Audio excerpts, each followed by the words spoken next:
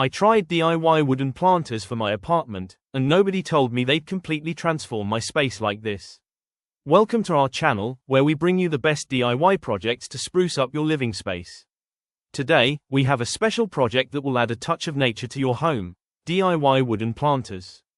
It's time to bring the outdoors inside and get your hands dirty in a fun and creative way.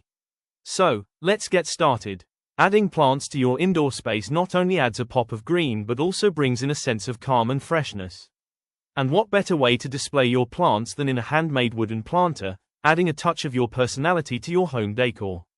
Cut to a shot of all the materials needed. To make these wooden planters, you'll need some basic supplies: 4 wooden planks, size of your choice, measuring tape, saw, drill, screws, sandpaper, wood stain or paint, paintbrush, plants of your choice. First, measure and cut the wooden planks according to the desired size of your planter.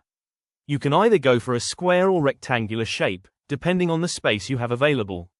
Next, use sandpaper to smoothen out the edges and give the planks a nice finish. This step is crucial for a professional-looking planter. Now, it's time to assemble the planks to form the base and sides of the planter. Use a drill and screws to secure the planks in place. Be sure to leave a small gap at the bottom for drainage. Once the planter is assembled, it's time to give it some color.